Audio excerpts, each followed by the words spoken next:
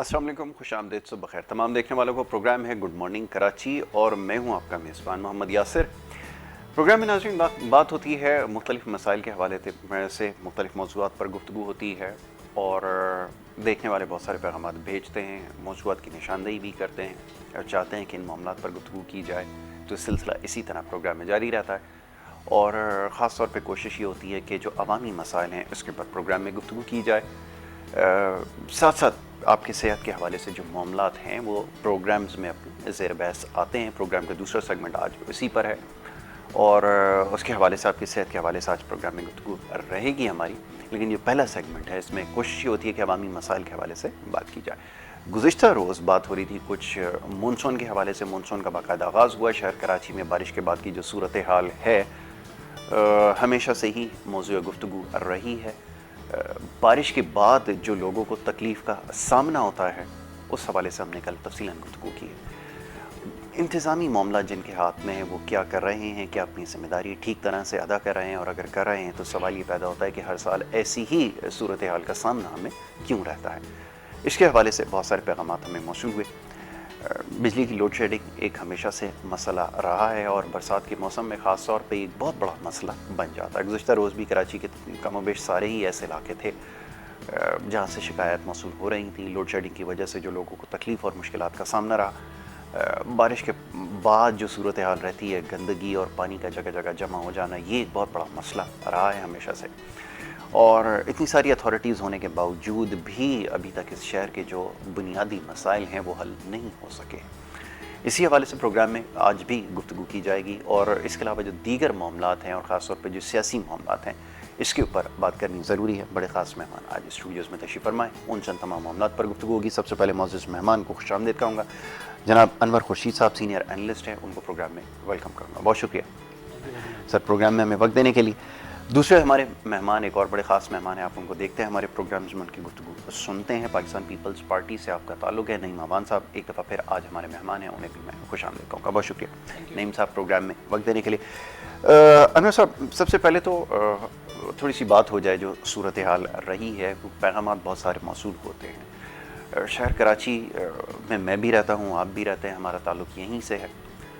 जो सूरत हाल है बारिश के बाद ख़ास तौर पे वो आपके सामने है और यही सूरत हाल का मुंबेश हर साल जिसका हमें सामना रहता है।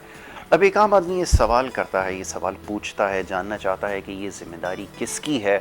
इतनी सारी अथॉरिटीज़ होने के बावजूद भी सारा निज़ाम आपके पास है, हर तरह की आपके पास यहाँ पर पोजीशंस मौजूद हैं, कमिश्नर भी हैं, ये भी हैं, वो भी हैं, सारे लोग मौजूद हैं, लेकिन उसके बाद भी एक आम आदमी के जो बुनियादी मसाइल हैं, शहर कराची के जो बुनियादी मसाइल हैं वो हल नहीं हो पा रहे। मैं चाहूँगा इसके ऊपर थोड़ा सा तबसरा कीजिए कि ये कैसे मुमकिन होगा। और ये जो ओनरशिप की हमेशा हम एक बात करते हैं कि जो सेंस ऑफ ओनरशिप है वो कहीं पे भी नज़र नहीं आती, कि कैसे डेवलप की जाए, कैसे मसाइल हल हों। मैं चाहूँगा इस पर गुफ्तगू कीजिए। बिस्मिल्लाहिर्रहमानिर्रहीम। आपने दो बातें की हैं। पहले तो मसाइल और मसाइल का हल और ओनरशिप एक वो बिल्कुल अलग चीज़ है। असल में हम लोग कराची में रहते हैं और मैक्सिमम मीडिया जो है वो भी कराची में है। सबसे ज़्यादा सड़कें, सबसे ज़्यादा सीवरेज का इस्तेमाल कराची शहर में है, पाकिस्तान को देखा जाए पूरे को। और इसके अलावा अगर मसाइल जितने हैं उनकी तरफ देखा जाए या सहूलियात की तरफ देखा जाए तो वो कराची शहर में नज़र आता है। हम कराची की बात करते हैं, मीडिया हाउसेस या इनके चैनल्स या इस मैक्सिमम जो लोग जिन्होंने बयान करना होता है मसाइल के ऊपर, वो छोटे शहरों में कम है। बिल्कुल ठीक है। अभी आप देख लें, कल एबटाबाद के अंदर यूब मेडिकल हॉस्पिटल के कॉलेज के अंदर लोग अपने बेड घसीट रहे थे, वहाँ पे घुटनों घुटनों पानी था। यूब मेडिकल कॉलेज एबटाबाद में जी। कल एबटाबाद में PMA रोड पे गाड़ियाँ आधी आधी डूबी हुई थी। इसी तरह अब जो ख़बरें सुनी हैं तो ख़बरों में शायद खानीवाल या मियाँ चन्नू या वहाँ पे एक शख्स की डेथ का पता चला है।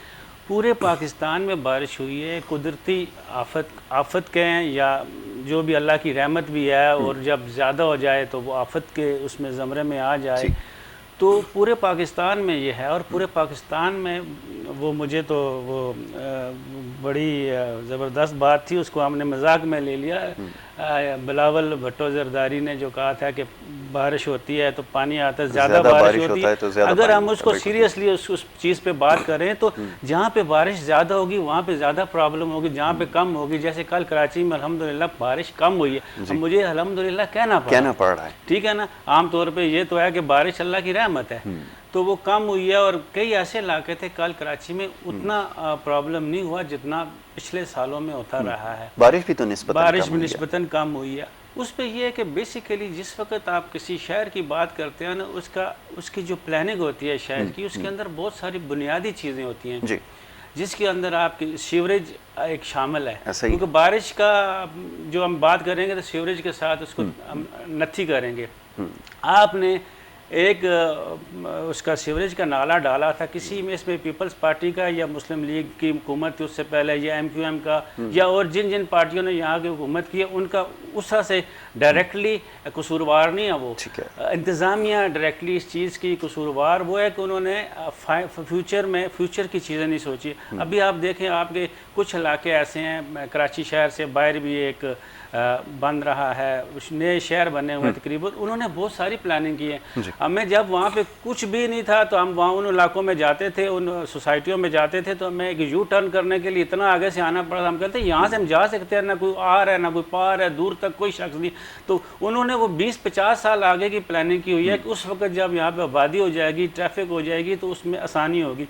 تو شروع میں کراچی شہر کے اندر جو ایک پلاننگ کے تحت وہ نہیں بنا گیا تو پرابلم آ رہی ہے. وہ سیوریج کی جو لائن تھی اگر وہ 6 انچ کی ڈلی ہوئی ہے یا 12 انچ کی ڈلی ہوئی ہے، اور اس پہ ایک اتھرائز ہے آپ کو گراؤنڈ پلس 1 ایک گھر اتھرائز ہے، اور اسی آپ نے 1000 گز کے اوپر 70-100 فلیٹ بنا لیے ہیں.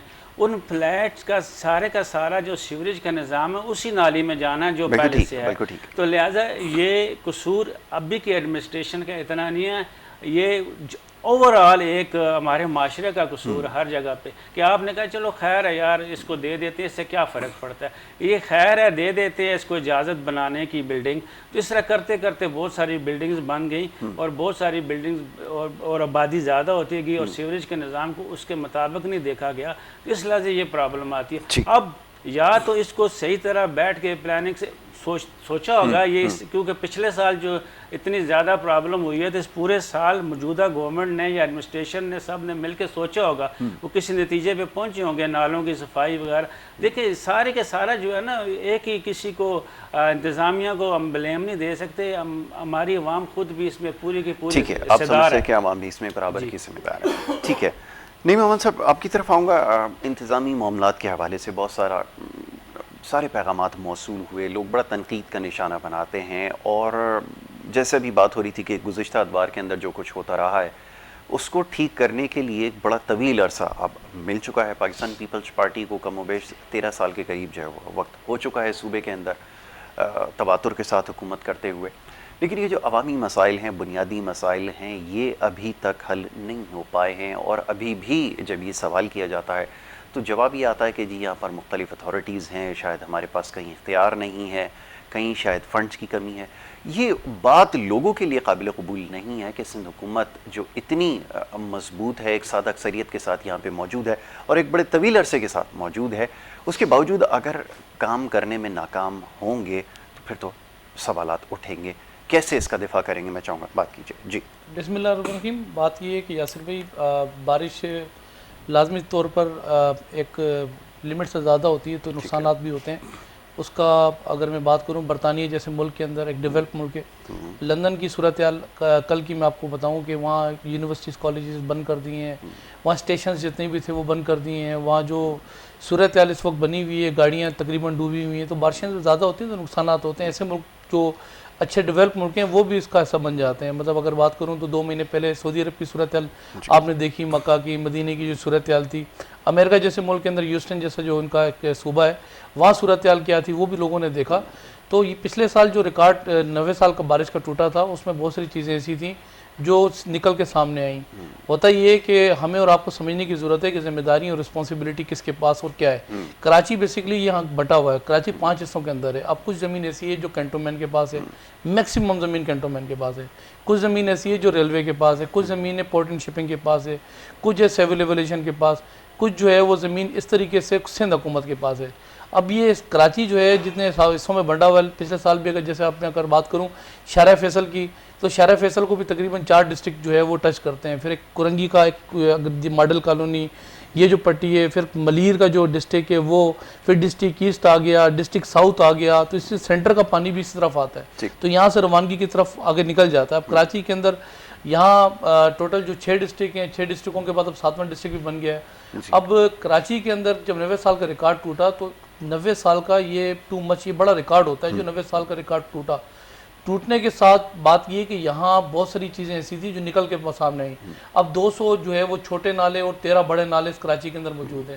پھر کراچی میں سوالیہ نشان, کیونکہ آپ نے ہم سے تو سوال کیا, ان اداروں سے سوال نہیں کیا جن کے پاس اور بھی جو ہے وہ زمینیں موجود ہیں. اور اکثر میں پروگرامس میں بات کرتا ہوں کہ بات یہ کینٹونمنٹ کی جو مشینری ہے, ان کی اپنی زمین, ان کی اپنی مشینری ہے, ان کا جو عملہ ہے ان کا اپنا معاملہ ہے, ان کو جو چیزیں چاہیے ہوتی ہیں پانی کی نکاسی نکالنے کے لیے, ان کے پاس اپنی مشینری موجود ہے.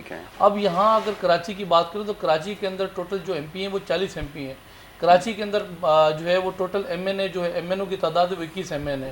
پھر کراچی میں سے 40 ایم پی میں سے اس وقت 26 ایم پی تحریک انصاف کے ہیں, اور پچھلے سال بھی انہی کے ایم پی تھے اور ابھی بھی ایم پی ان کے موجود ہیں. ایم این اے اب 14 ایم این اے, ہر ایم این اے کو ایم پی کو اس کے حساب سے بجٹ دیا جاتا ہے. اور اس سے پہلے جو اقتدار میں موجود تھی کراچی کو جس طریقے سے انہوں نے یرغمال بنایا ہوا تھا, انہی کا ڈپٹی میئر تھا, میئر کراچی انہی کا تھا, 4 ڈسٹرکوں کے چیئرمین انہی کے تھے, پھر سینکڑوں کی تعداد میں یو سی چیئرمین ان کے تھے, کونسلر ان کے تھے, کئی تعداد میں سینکڑوں کے جو ہے وہ ایم این اے بھی تھے, اور کئی تعداد کے ان کے جو ہے مسئلہ تو ان کے ساتھ بھی درپیش تھا. وہ بھی یہ شکایت کرتے تھے کہ یہ مختلف حصوں میں بٹا ہوا ہے. جیسے آپ کی اگر بات مان لی جائے کہ مختلف حصوں میں بٹا ہوا ہے, تو یہ تو جواز ان کے پاس بھی پھر ہونا چاہیے نا. وہ بھی یہ بات کہہ سکتے ہیں کہ ہمارے پاس تو کراچی ہے ہی نہیں, ہمارے پاس تو بلکہ اور محدود ہے, آپ کے پاس تو اس سے پھر بھی زیادہ ہے, سندھ حکومت کے اختیارات زیادہ ہیں نسبتاً یہ جو نچلی سطح کی حکومت ہے جو تیسرے درجے کی ہے, تو ان کے پاس تو اور کم اختیارات ہیں. تو ان کے لیے تو بڑا بہترین جواز آپ نے مہیا کر دیا. اگر اب ہم ان سے سوال کریں تو جواب یہی دیں گے کہ جب سندھ حکومت یہ بات کلیم کر رہی ہے کہ ہمارے پاس اختیارات نہیں ہیں, یا ہم بہت ساری جگہوں پر ہمارے پاس جو ہے وہ کام کرنے کی صلاحیت نہیں ہے, تو ہم تو ان سے بھی کم ہیں, ہم تو تیسرے درجے پر آتے ہیں, ہم کیسے ڈیلیور کر سکتے تھے؟ یہ تو پھر آپ ان کو ایج دے رہا ہے, ان کو ایک وہ مل جائے گی. نہیں ایسا نہیں ہے. دیکھیں میں آپ سے جو بات کر رہا ہوں, یہ ایشوز کراچی کے اندر بڑے ہائی لائٹ تھے ایشوز, کہ اختیارات کس کے پاس کیا ہے اور کس کے پاس کیا اختیار ہونے چاہیے, محکمے کس کے پاس کتنے ہیں اور کس کے پاس محکمے ہونے چاہیے. اب ہوتا یہ کہ 2/3 اکثریت اگر چیئرمینوں کی کراچی میں نکل آئے, اگر 6 ڈسٹرکوں میں سے 7 ڈسٹرکوں میں سے اگر 4 ڈسٹرکٹ کے چیئرمین آ جائیں ایم کے, تو لازمی سی بات ڈپٹی میئر کراچی میں نہیں کہاں ہے. اب ہوا یہ جھگڑا اس کراچی کے اندر یہی تھا کہ بات یہ کہ کس کو کیا ذمہ داریاں دی جائیں. تو بلدیاتی ایک 2013 جو پاس ہوا, اس میں تمام جو جماعتیں تھیں مشترکہ طور پہ ایک ٹیبل پہ بیٹھ کے سر جوڑ کے اختیارات لے لیے. اب اختیارات ہوتا یہ ہے کہ اگر نالوں کی صفائی اگر میئر کراچی نے کرانی ہے, تو اس میں سندھ حکومت کبھی بھی انٹرفیئرنس نہیں کر سکتی. کبھی بھی ہم نے انٹرفیئرنس کرنے کی کوشش کی, لیکن وہ کہتے تھے پیسے بھی نہیں دیے جا رہے تھے صفائی کے لیے. وہ بار بار اس بات کے بارے میں وہ نشاندہی کر رہے تھے کہ یہ جو گجر نالہ خاص طور پر ہے, جب یہ چوک ہو جائے گا تو پانی کا فلو متاثر ہوگا. وہ یہ بار بار شکایت کرتے ہوئے چلے گئے کہ وہ ہمیں پیسے نہیں دیے جا رہا ہے. بڑی خطیر رقم انہوں نے اس کے لیے جو ہے جس کا تقاضا کیا تھا, وہ ایک بڑی وجہ بن رہا تھا. اگر ایسی بات ہے تو پھر ان کو دے دیے جاتے فنڈز, تو پھر شاید وہ کام کر جاتے, اور اگر فنڈز دینے کے بعد نہ کرتے تو یقیناً ان سے سوال کیا جاتا. یہ سارے جتنے بھی سوال ہیں کوشچن مارک انہی کی طرف سے تھے. ماضی میں اب جائیں عبدالستار اغوانی جو یہاں جو ہے وہ ناظم تھا کراچی کا, اس کے بعد کی بات کریں فاروق ستار, نعمت اللہ خان, مصطفیٰ کمال, انہوں نے کبھی بھی رونا نہیں گایا کہ ہمیں بہت زیادہ تھے. نہیں, انہوں نے کبھی بھی یہ نہیں کہا کہ ہم سے جو ہے وہ ہمارے پاس اختیارات نہیں. تو نالوں کی صفائی کی ذمہ داری تھی, اور ڈیولپمنٹ جو تھی, سیوریج کے جو نظام تھا ان کے پاس تھا, گندگی ان کے پاس تھی, پارک ان کے پاس تھے. اب دیکھیں فنڈ, ہمارا کام ہے فنڈ دینا, اور جہاں فنڈز کی ضرورت ہوتی ہے ہم نے فنڈ دیا. اب میں نہیں کہتا, ان کا اپنا ایک فاروق ستار جو ان کی پارٹی کا عہدیدار تھا کسی دور میں, اس نے الزامات لگائے کہ جو ان کی ریکوائرمنٹ کے حساب سے جو ان کو پیسہ چاہیے تھا وہ ان کو ملا. لیکن ہوا یہ کہ جب بھی ان سے آڈٹ مانگا, جب بھی آڈٹ ان سے مانگنے کی کوشش کی, تو انہوں نے بھاگ گئے. ٹھیک ہے. اچھا انور صاحب, اب یہ فرمائیے گا کہ یہ بات کس حد تک درست ہے کہ اگر یہ بات مان لی جائے کہ ایک شہر مختلف حصوں میں بٹا ہوا ہے, تو اب جس سے بھی سوال کیا جائے گا جواب یہی ملنا ہے کہ جی ہمارے پاس تو تھوڑا سا اس کا حصہ ہے, زیادہ حصہ تو दूसरी अथॉरिटी के पास है या तीसरी अथॉरिटी के पास है या सिंध हुकूमत के पास है, तो इसका मतलब ये है कि अवामी मसाइल तो फिर इससे हल होने नहीं हैं। दूसरी बात ये कि ये अकाउंटेबिलिटी, हमेशा से हम बात करते हैं कि अगर अकाउंटेबिलिटी हो जाए, इस चीज़ का फ़ैसला कर लिया जाए कि किसकी ज़िम्मेदारी थी और किसने काम नहीं किया, तो मेरे ख्याल में बहुत सारी चीज़ें अवाम के सामने भी आ जाएंगी, लोगों के लिए शायद समझना आसान हो जाएगा। आप क्या कहते हैं? मैं चाहूँगा इस पर ज़रा कलाम कीजिए जी।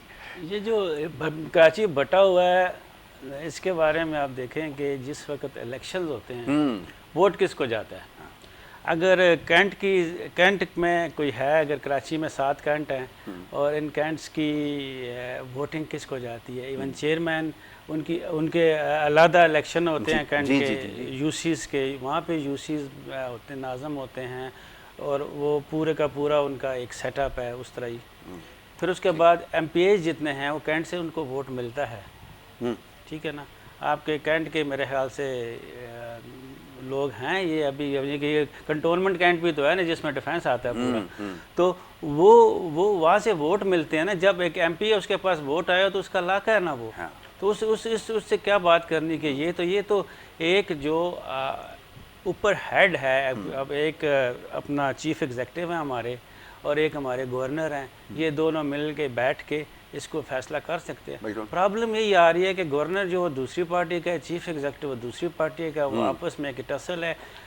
इन पार्टियों की जो टसल है सिर्फ और सिर्फ, अगर स्पेशली कराची के अंदर पीटीआई, पाकिस्तान पीपल्स पार्टी और एमक्यूएम, इन तीनों की वजह से अवाम को नुकसान पहुंच रहा है। और अवाम किसकी है? वोटर कौन है? वोटर पीपीपी के हैं, वोटर पीटीआई के हैं, वोटर एमक्यूएम के हैं। बिल्कुल ठीक है।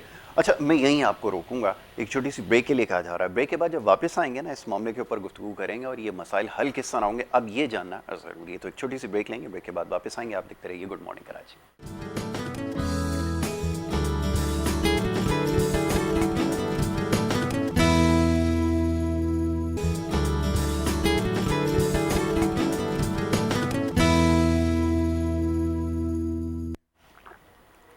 प्रोग्राम में आपको एक दफ़ा फिर खुश आमदीद कहेंगे। ब्रेक पे जाने से पहले गुफ्तगू हो रही थी जनाब कुछ कराची के मसाइल के हवाले से, सियासी मामलात के हवाले से, और सबसे ज़रूरी चीज़ ये कि जो इख्तियारात हैं ये आखिर हैं किसके पास, लोग ये जानना चाहते हैं। मिसाल के तौर पे गुज़िश्ता रोज़ जो बारिश हुई है, 30 या 40 मिलीमीटर की बारिश है, सारा दिन लोग बिजली से जो है वो महरूम रहे। फिर वही बात दोबारा से, हर साल वही सवाल है, वही सारी बातें हैं, लोग ये परेशान हैं, ये सुनकर तंग आ चुके हैं, आजिज़ आ चुके हैं कि ये बार बार एक ही बात दोहराई जाती है। लेकिन मसले का हल आखिर है किसके पास? मोअज़्ज़ज़ मेहमान स्टूडियोज़ में तशरीफ़ फरमाएं। ब्रेक पे जाने से पहले यही मौजू ज़ेर बहस था, उनसे इस बारे में मज़ीद बात करेंगे। ये अनवर साहब ये बताइए, एक पूरी दुनिया में एक हुकूमत की एक रिट होती है, उसके सारे जितने भी इदारे हैं उसके मातहत होते हैं। इस शहर कराची की सूरत हाल ये है कि गुज़िश्ता रोज़ भी बारिश के जहाँ पे आगाज़ नहीं हुआ था उस वक्त से बिजली बंद हुई है, रात गए बिजली बंद है। किससे सवाल करें?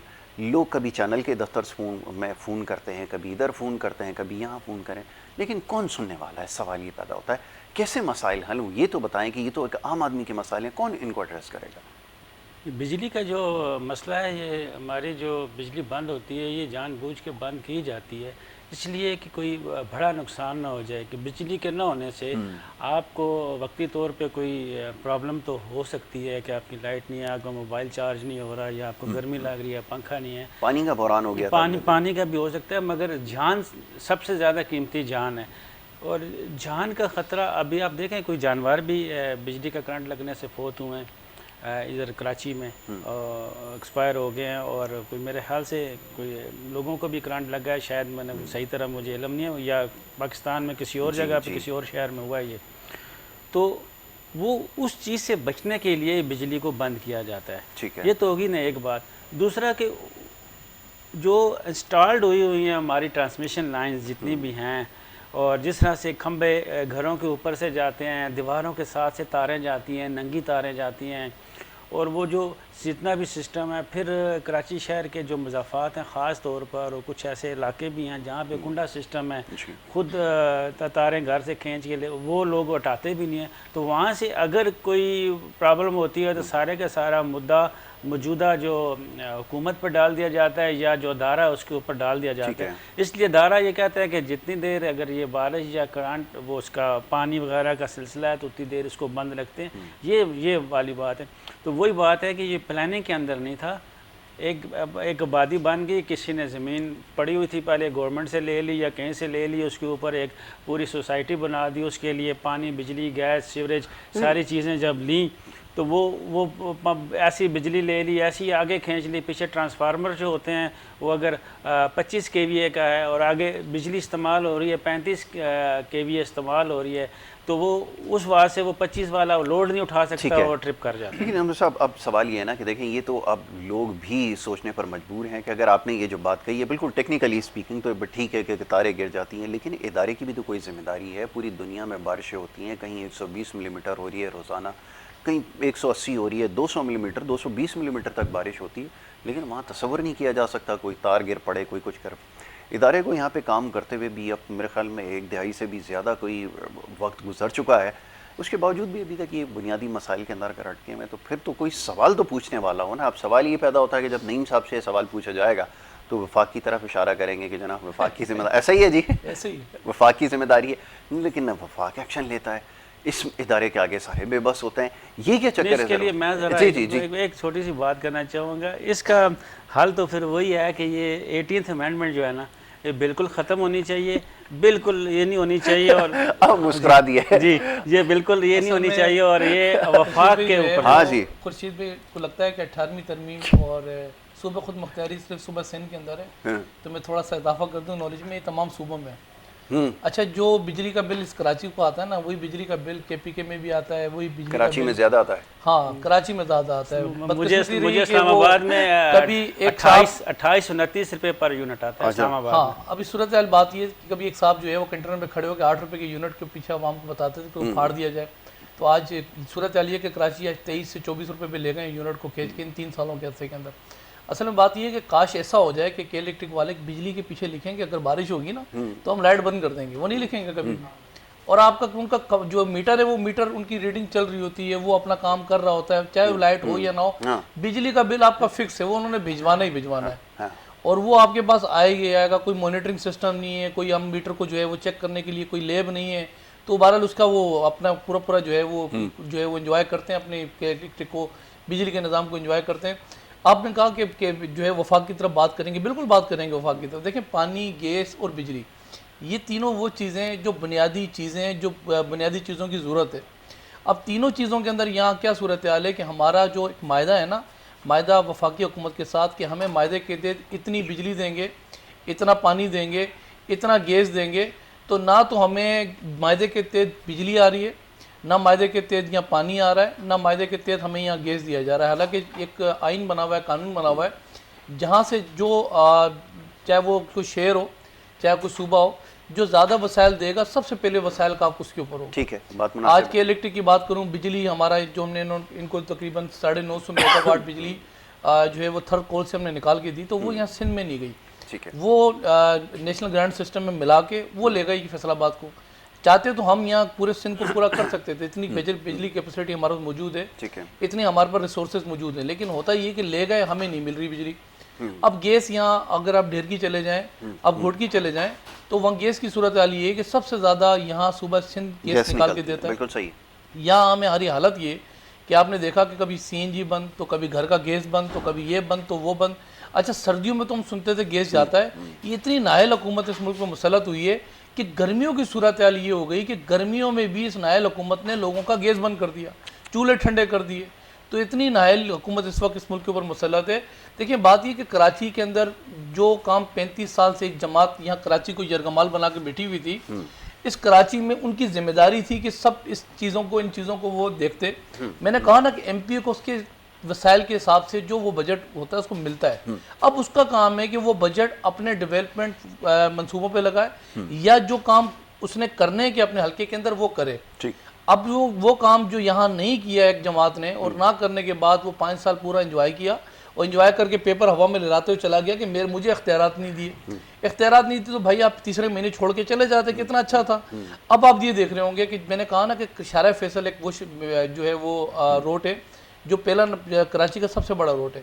اب 4 ڈسٹرکٹ اس کو ٹچ ہوتے ہیں. اب قائد آباد سے لے کر صدر تک آپ نے دیکھا ہوگا کہ پانی کی نکاسی کا جو مسئلہ تھا, آپ نے سائٹوں پہ دیکھا کہ پورا نیا سسٹم پورا ڈالا ہے. پورا نیا سسٹم جو انگریز چھوڑ کے گیا تھا وہ سسٹم اب تک موجود تھا, جو کہ یہ حکومت کے اندر موجود تھے, انہوں نے نہیں کیے کام. اب کراچی کے اندر اللہ کا شکر ہے چھوٹے نالے بھی کلیئر ہو گئے میئر کراچی کے جانے کے بعد. یہ میئر کراچی کے ہوتے سب کچھ ہو سکتا تھا, ڈپٹی میئر کے ہوتے سب کچھ ہو سکتا تھا, لیکن کرنا ہی نہیں تھا انہوں نے. اب آپ یہ دیکھ رہے ہیں کہ نالوں کی صفائی جس طریقے سے انکروچمنٹ کی گئی نالوں پہ, میں ان کی بات کو سیکنڈ کروں گا کہ جو گھر بن گئے نالوں کے اوپر, ریلوے کی زمینوں پر گھر بن گئے, تو کن لوگوں نے گھر بنائے؟ یہی لوگ تھے جب کراچی کے اندر موجود تھے. انہوں نے نالوں کے اوپر گھر بنائے, نہ انہوں نے چائنا کٹنگ کر کر کے پارک چھوڑے, نہ اسپتال چھوڑے, نہ انہوں نے مسجدیں چھوڑی. اور بات یہ ہے کہ آپ نالے کے اوپر گھر بنا کے چلے گئے, اب نالے کے اوپر کوئی خریدنے کے لیے آیا, اس کو تو گھر ملا. اب گھر جب اس کو ملا تو نیچے پتہ لگا کہ اب نیچے نالا بھی ہے, تو اس کے اوپر اب انکروچمنٹ بھی ہوئی. اس کے اوپر سندھ حکومت نے سپریم کورٹ کے احکامات تھے اس پہ منومن عمل کیا. ہوتا یہ کہ یہاں سے لے کر انکروچمنٹ آپ کی گلگت تک ہوئی ہے. لیکن صوبہ سندھ, کیونکہ 18ویں ترمیم کا ہمیں تانا ملتا ہے, صوبہ سندھ وہ صوبہ ہے کہ ریلوے کی زمین کا بھی ہرجانہ جو پے کرے گا وہ سندھ حکومت کرے گی. آپ کے نالوں کے اوپر جو انکروچمنٹ ہوئی ہے اس کا بھی ہرجانہ کون پے کرے گی؟ سندھ حکومت کرے گی. اس لیے کرے گی, اس کی وجہ یہ ہے کہ 18ویں ترمیم ہے. ہمیں تو تانا ملتا ہے. ابھی سندھ حکومت نے بلاول صاحب کی ہدایات پہ سی ایم صاحب نے جو کمیٹی بنائی تھی, جتنے لوگوں کے نقصانات ہوئے جن کے گھر ریلوے کی زمین پہ گئے, حالانکہ ریلوے کی زمین جو ہے خرید و فروخت ریلوے کی اپنی جو ہے وہ ان کی اپنا ایک محکمہ ہے وہ کرتا ہے, وہی چلان لیتا ہے, وہی ڈیولپمنٹ کرتا ہے, وہی گھر بنانے کی پرمیشن دیتا ہے, وہی لیز کرتا ہے, اور ان کا محکمہ یہاں موجود ہے کراچی کے اندر, دور نہ جائیں. ہم تو نشاندگی کرتے رہے اس محکمے کو, ریلوے کی انتظامیہ کو, خدا کے لیے یہ زمینوں, جن زمینوں کے اوپر گھر بننے جا رہے ہیں اس پہ آپ مہربانی کریں. کل ان کو پھر گرایا بھی جائے گا, لازمی سی بات ہے کہ گرایا جائے گا تو ان کو نقصان ہوگا. ریلوے کے علاوہ بھی تو زمینیں ہیں جن کے اوپر انکروچمنٹ ہوئی ہے. آپ کی جو اتھارٹیز ہیں, خیر اب یہ تو ایک بہت لمبی بحث ہے کہ یہاں پر جو ایس پی سی اے موجود ہے, دیگر آپ کے ادارے موجود ہیں, ان کی ملی بھگت سے جو کچھ ہوا ہے وہ بھی سب کے سامنے ہے. اگر چلیں وفاق کے ماتحت پہلے کیس بھی سے تھا, ٹھیک ہے نا, سب جانتے ہیں کہ اس کا کچن 90 کا اس سے چلتا تھا. مطلب یہاں جس طریقے سے انہوں نے کنٹرول کیا ہوا تھا وہ تو ختم ہوا, ایک زمانہ ہو گیا نا. اب بتائیں نا, اب آگے کی کیا صورتحال ہے؟ یہ کہ بات جیسے میئر کراچی گیا, میئر کراچی کے جانے کے بعد الحمدللہ بات یہ کہ بہت ڈیولپمنٹ اب نظر آ رہی ہے. اور الحمدللہ میں آپ کو میں دعوے سے کہہ رہا ہوں, مطلب کل ہمارا اسٹیٹمنٹ بھی جاری ہوا, سندھ حکومت نے جاری کیا, دعویٰ ہمارا بیلنس شیٹ ہے وہ تو اس کچھ دفعہ اور بتا اگر رہی ہے. 120 سال کا ریکارڈ بھی بارش کا ٹوٹ جائے تو انشاءاللہ تعالیٰ وہ نقصانات جو پچھلے سال جو نقصانات لوگوں کے ہوئے تھے, لوگوں کے املاک جو ٹوٹے تھے, الحمدللہ دیکھیں نا, مین تو بالکل بالکل سر, میں دعوے سے آپ سے یہ بات کر رہا ہوں. اگر اللہ کرے ایسا نہ ہو, کیونکہ ناگانی آفات سے اللہ پاک دور رکھے. امریکہ جیسا ملک ڈوب گیا سر, برطانیہ کی صورتحال خراب ہوئی پڑی ہے. ایبٹ آباد پہاڑی علاقہ ہے, وہاں جا کے دیکھیں وہاں اسپتالوں کی صورتحال کیا ہے. ناگانی آفات آتی ہیں, لیکن بات یہ کہ وہ چھوٹا منہ کبھی انسان بڑی بات کرتا ہے. ہم نے اپنے حساب سے جو سمجھتے ہیں کہ ہم نے وہ کام کر انتظامات ہو گئے الحمدللہ. تو کراچی والے بے فکر ہیں, نالے تقریباً کلیئر ہیں, اور نالوں کے ساتھ ساتھ الحمدللہ. لیکن کرنا دیکھو ہوتا ہے کراچی کے اندر کیا ہے, ابھی طریق انصاف کی حکومت ہے نا. میں خود پرسنلی, میرا جو اپنے ایم پی ہے, پچھلے سال میں بال نوچ رہا تھا, وہ بیچارہ ایک گٹر کھلوا کے آتا تھا تو دوسرا گٹر بند ہو جاتا تھا. آخرکار اس نے مجھ سے رابطہ کیا, اس نے کہا امان صاحب خدا کے واسطے ان مافیاز کو بولو, یہ جو ایم کیو ایم کے جو لوگ بیٹھے ہیں یہ کیا کرتے ہیں, بوریاں اٹھا کے ڈالتے ہیں. یہ کیا کرتے ہیں, لا کے پتھر ڈال دیتے ہیں, ڈال کے کچرا ڈال دیتے ہیں. بیچارہ وہ نالائق کھلواتا تھا. میں نے اس کو کہا بھائی تمہارے تو نفیس لوگ ہیں, بولا پھنس گئے ان کو نفیس بنا کے. تو صورتحال یہ ہے کہ اگر کراچی والوں نے آپ کو ریجیکٹ کر دیا تو خدا کے لیے ان کو تو کام کرنے دو.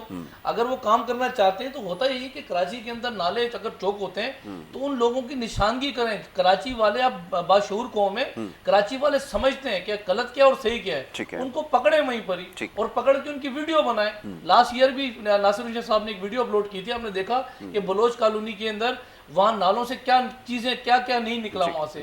تو حالانکہ اس میں ہم چاہتے تو ہم ان کی شکلیں بھی دیتے, لیکن پھر بات یہ ہوتی ہے کہ یار آپ نے یہ کر دیا تو آپ نے فلاں کر دیا.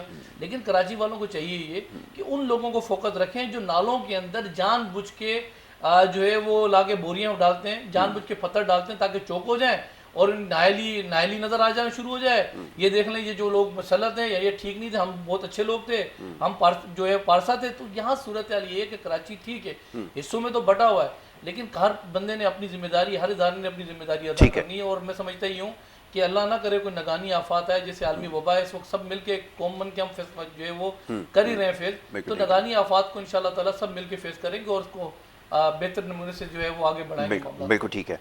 انور خورشید صاحب، اب یہ فرمائیے گا، نعیم امان صاحب نے کہا کہ ہم اس کے لیے تیار ہیں، اور جو ناگہانی آفات ہوتی ہیں ظاہر ہے اس سے کسی حد تک آپ جو ہے وہ بچنے کے اقدامات کر سکتے ہیں، لیکن اگر اس میں زیادتی ہو جائے تو پھر وہ یقیناً بڑے ممالک کے اندر بھی اتنا آسان نہیں ہوتا. چلیں یہ بات یہاں تک تو سمجھ میں آتی ہے. اب سوال یہ پیدا ہوتا ہے کہ جو بنیادی مسائل ہیں یہ اتنے سارے ہیں. چلیں اس وقت اگر یہ مان لیا جائے کہ حفاظتی اقدامات ہو چکے ہیں، لیکن وہ جو سطحی مسائل ہیں، ایک عام آدمی کے مسائل ہیں، ٹوٹی ہوئی سڑکوں کا بھی میں دیکھ رہا تھا ادھر سے، وہ جو انڈر پاس ادھر نیا بنائے یہ شہید ملت کے اوپر، ادھر وہ بارش کے بعد گڑھے پڑنا اب شروع ہو گئے. اب سوال یہ پیدا ہوتا ہے کہ لوگ پھر یہ بات پوچھتے ہیں کہ اگر چلیں یہ معاملات سب ٹھیک چل رہے ہیں، اگر ایسا کچھ ہے تو یہ جو کچھ ہوتا ہے اور بارش کے بعد جو تباہی کے اثرات نظر آنا شروع ہو جاتے ہیں، اس کا سلسلہ کیوں نہیں رکتا؟ یہ ذرا فرمائیے. آپ کے سوال کا جواب دینے سے پہلے میں نعیم امان صاحب کی بات کو سیکنڈ کرتا ہوں. انہوں نے کہا کہ جی وہ ایم پی اے نے کہا تھا کہ میرے علاقے میں بوریاں ڈال جاتے ہیں، یا ایک ویڈیو اپلوڈ کی تھی. یہ میں نے اپنی آنکھوں سے دیکھا ہے، اپنی آنکھوں سے دیکھا ہے، اور جن کا ذکر کر رہے ہیں اس پارٹی کا، انہی لوگوں نے میرے سامنے، اور میں نے اپنے ہاتھوں سے لوگوں کو بلوا کے دکھا کے اور وہ بوریاں نکلوائی ہیں. یہ پرانی بات ہے، 2003-04 کی بات ہے. تو وہ بوریاں اس سوسائٹی کے اندر انہوں نے رکھی ہوئی تھیں، وہ بوریاں نکلوائی ہیں کیونکہ میری ذمہ داری تھی اس علاقے کی اس وقت صفائی کی اور چیزوں کی. تو وہ جب بوریاں ملی تو پتہ چلا کہ یہ لیٹ ڈاؤن کرنے کے لیے یہ بوریاں رکھوائی گئیں، اور انہی لوگوں نے رکھوائی تھی جو مخالف تھے اس علاقے میں. تو یہ بھی یہاں پہ ہوتا ہے، ہو رہا ہے، بالکل ہو رہا ہے. اور یہ بہت بڑی زیادتی ہے ان لوگوں کے ساتھ جو کہ کام کرتے ہیں. بے شک وہ ایڈمنسٹریشن کے لوگ ہیں، گورنمنٹ کے لوگ ہیں، یا سماجی کارکن ہیں، وہ اپنے طور پہ کوشش کرتے ہیں کہ بہتری لانے کی، اور اس کے ان کے کام میں روڑے اٹکائے جاتے ہیں. تو دوسری آپ نے بات کی تھی کہ کیا بات کی تھی؟ یہ کہ جو بارش کے بعد تباہی نظر آ رہی ہے، سڑکیں ٹوٹنا. اچھا، اس میں یہ ہے کہ یہ جو سڑکیں جس وقت بنتی ہیں نا، اس وقت بھی اس کو صحیح طور پہ چیک نہیں کیا جاتا. وہاں پہ بھی کرپشن انوالوڈ ہوتی ہے کہ آپ جب سڑک بناتے ہیں یا مکان یا بلڈنگ بناتے ہیں، پنجاب میں لوگ تو یہ کرتے ہیں کہ وہ پانی کے بارے میں سوچ ان کی ہوتی ہے، چھجے کے بارے میں، شیڈ کے بارے میں، یا نکاسی کے بارے میں، یا ڈھلان کے بارے میں. کراچی میں خاص طور پر یہ اس چیز کی سوچ کم ہوتی ہے کہ وہ کہتے ہیں کہ جی آپ نے ایک کالا سا کر دینا ہے سڑک کو، اور وہ سڑک بن گئی، اوپر سے گاڑی کار گزر رہی ہے، موٹر سائیکل گزر، کچھ بھی نہیں ہوتا. مگر اس کو موسم کے اثرات سے اور خاص طور پر بارش کے اثرات سے بچانا چاہیے. بچانے کا اس وقت مٹیریل ایسا استعمال کرنا چاہیے. ٹھیک ہے، بعض اوقات ایسی بارش ہوتی ہے، ابھی سنا ہے کہ یہ لنک روڈ کا پل بھی گر گیا ہے M9 کے اوپر جو موٹر وے پہ ہے جی. اور کئی ایسی جگہیں ہیں جو ہوتی ہیں وہ کاز ویز ہوتی ہیں، وہاں سے وہ سڑکیں پوری کی پوری سڑکیں چلی جاتی ہیں، وہ ہوتا ہے. مگر دیکھنا چاہیے کہ جس وقت آپ میٹیریل استعمال کر رہے ہیں، آپ کسی بھی ادارے کو ٹھیکہ دیتے ہیں سڑک بنانے کا صحیح والے موسم میں، تو وہ آپ کے روڈ کو کالی سی ریت کے ساتھ وہ کالا کر کے تارکول ڈال کے تو بنا جاتے ہیں. ہر بندہ خوش ہوتا ہے ساڑی تو روڈ بن گئی. بٹ وہ جس وقت ذرا سا اس کو دھوپ لگتی ہے، یا اس پہ ٹریفک تھوڑی زیادہ ہوتی ہے، یا کوئی ڈمپر وغیرہ وہاں سے گزرتا ہے تو وہ سڑک بیٹھ جاتی ہے. اور ایک کراچی میں اس سے ہٹ کے ایک بات کرنا چاہتا ہوں. یہ میں نے صرف کراچی میں دیکھا، اس کو جو ہمارے وزیر بلدیات ان کے لیے میں خاص طور پہ یہ پیغام چھوڑ رہا ہوں کہ جو سڑکیں ہیں جتنی بھی کراچی کے اندر، اس کے اندر جو سیوریج کا نظام بنتا ہے، یا تو اس کے بیچ میں ہوتا ہے، یا بیچ والی فٹ پاتھ کے بیچ میں ہوتا ہے، یا لیفٹ رائٹ والی فٹ پاتھ کے نیچے ہوتا ہے. تو جو بیچ میں ہوتا ہے تو اس میں گٹروں کے جو ڈھکنے ہوتے ہیں تھوڑے تھوڑے فاصلے پہ، وہ عام روڈ کے لیول سے بہت اونچے ہوتے ہیں، اور بہت جگہوں پہ ہے وہ کم از کم 6-6 انچ 4-4 انچ اونچے ہوتے ہیں، جس سے موٹر سائیکل اس پہ ٹکراتے ہیں، گاڑیاں ٹکراتی ہیں، اور بڑے خطرناک ہوتے ہیں. اب اس کی لاجک ٹیکنیکلی تو سمجھ آتی ہے کہ یہ نیچے ہوں گے تو گاڑی اوپر چڑھے گی تو نیچے جائے گا، اور اگر یہ اوپر ہوں گے تو گاڑی یا کوئی اوپر چڑھے گا نہیں تو وہ نیچے نہیں جائے گا. اس کا مطلب ہے کہ ان کا جو مٹیریل ہوتا ہے وہ ناقص ہوتا ہے، وہ وزن کو برداشت نہیں کر سکتا.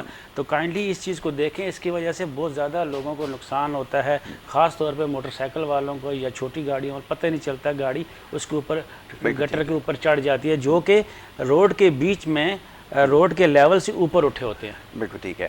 اچھا جی، اب نعیم امان صاحب، اب موضوع گفتگو تو ویسے کراچی کے مسائل کے حوالے سے تھا، بلدیاتی مسائل کے حوالے سے، لیکن اس وقت ایک بڑا مارکا ہونے جا رہا ہے آزاد کشمیر انتخابات کے حوالے سے.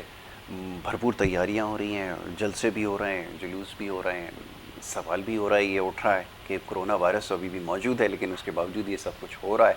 تو یہ کیمپین کیسے آگے بڑھ رہی ہے یہ تو بتائیے. اور پھر وہ جو الزامات کی سیاست ہو رہی ہے, وہ جو بیانات کی سیاست ہو رہی ہے, وہ بھی جاری ہے. دوسری طرف چیئرمین صاحب آپ کے امریکہ چلے گئے.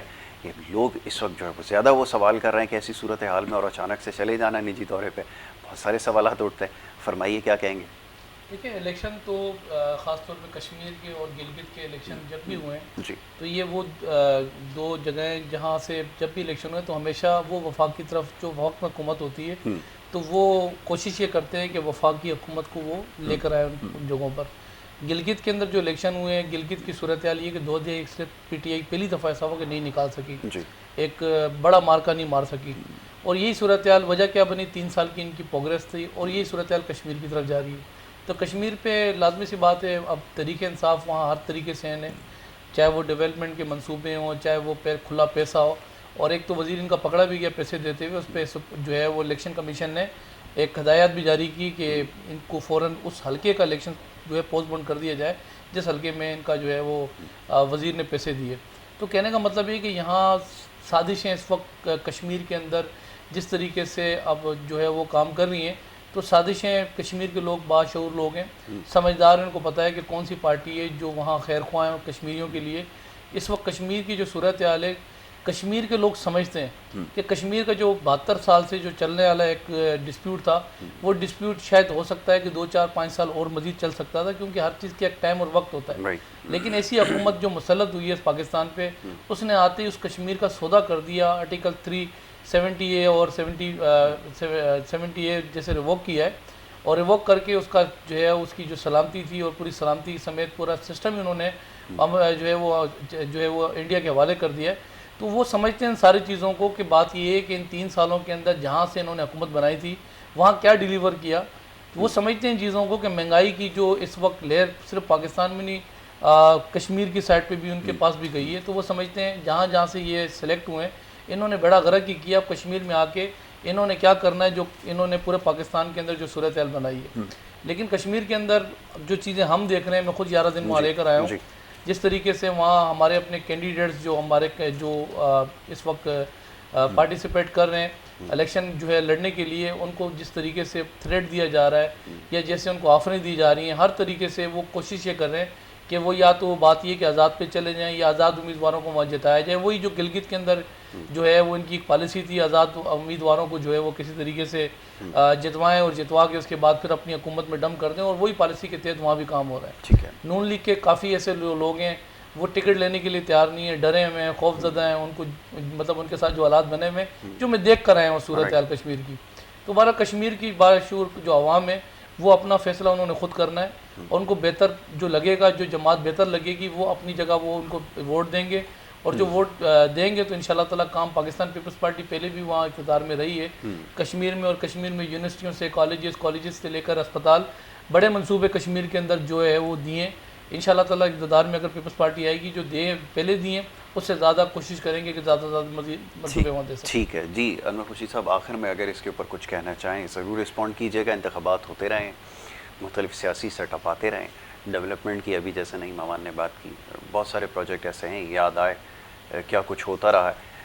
بہرحال ابھی اگر اس کے بارے میں بات کی جائے گی تو پھر بہت سارے سیاسی جو پارٹیاں ہیں ان کو شاید اس کے اوپر بڑے شدید تحفظات بھی ہوں.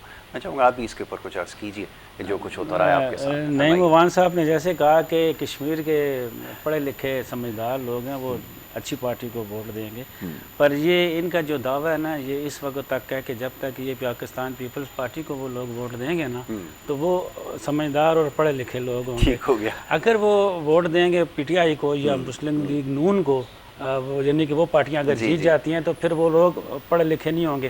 ہاں پھر بھی اگر وہ لوگوں کو پڑھے لکھے اور میں بتا رہا ہوں, میں پورا نہیں, انڈا مرغی کٹے والوں کو تو میرا نکال کے نہیں, انڈا مرغی کٹے جب اگر ان کو دے دیے نا, اور یہ کہیں گے وہ تو ابھی بھی باشعور ہیں پر الیکشن میں دھاندلی ہوئی ہے, ٹھیک ہے نا, تو یہ الیکشن میں اس کے لیے بھی تیار ہیں. کشمیر کے الیکشن کے بعد یہ ڈیفینیٹلی, کیونکہ بلاول بھٹو زرداری جو ہیں وہ سمجھدار ہیں, ان کو پتہ ہے کہ ہماری داں پہ دال گلنی نہیں ہے, تو بہترین اپنے یعنی کہ مفادات کے لیے کام کرنا تھا, اپنی بہتری کے لیے. امریکہ میں اگر کوئی فائدہ ہے تو وہاں چلا جو بنسبت کشمیر میں کوئی فائدہ نظر نہیں آ رہا تھا, اور کشمیری میں اگر ان کو ذرا سے اتنا سا رتی بھر بھی فائدہ نظر آ رہا ہوتا تو آج کشمیر میں وہ ڈیرا لگا لیتے. 25 جولائی کیا 31 جولائی تک وہ انہوں نے ڈیرا لگایا ہونا تھا, وہاں پہ انہیں نظر کچھ نہیں آیا. دوسری بات, یہ الیکشن جب ہو جائیں گے نا 25 کو, اور اس کے بعد اس کا رزلٹ آ جائے گا اور پاکستان تحریک انصاف وہاں سے جیت جائے گی, یہ لوگ شور مچائیں گے. تو ان لوگوں کو, دونوں پارٹیوں کو, خاص طور پر تمام پولیٹیکل پارٹیوں کو, دونوں پارٹیوں پاکستان مسلم لیگ نواز اور پاکستان پیپلز پارٹی کو ابھی بھی یہ مشورہ ہے سب کی طرف سے بھی, میری طرف سے بھی, کہ یہ جو الیکشن کے اوپر جو مہم چل رہی ہے, اس کے اوپر جو ریفارمز آ رہے ہیں, الیکٹورل ریفارمز, اس کے اوپر بیٹھ کے کام کریں تاکہ کنسنسس سے کام ہو جائے, اور یہ آنے والے الیکشن سے پہلے, بہت پہلے کر لیں. ابھی 2 سال رہتے ہیں, 1 سال کے اندر اندر اس پہ اوکے کر دیں ساری پارٹیاں, تو یہ سنسیئر ہیں ملک کے لیے اور ملک کی عوام کے لیے.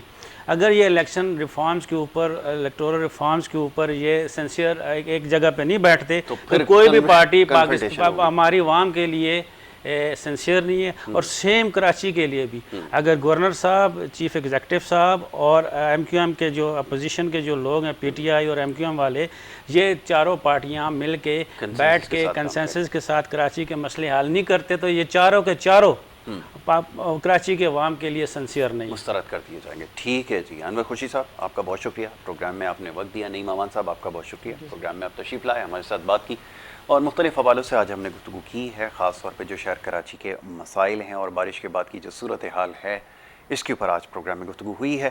اور اس کے اوپر انشاءاللہ آگے ضرور پروگرام میں گفتگو کریں گے, کیونکہ یہاں پہ وقت سیگمنٹ کا جو ہے وہ تھوڑا سا کم ہے, اور اس کے ساتھ دیگر معاملات ہیں جس کے اوپر بات کرنی ضروری ہے. اور اس کے ساتھ ساتھ یہ عوامی مطالبہ بھی ہے, دیکھنے والے ہمارے چاہتے ہیں, جو فالوورز ہیں, کہ پروگرام میں انہیں موقع دیا جائے.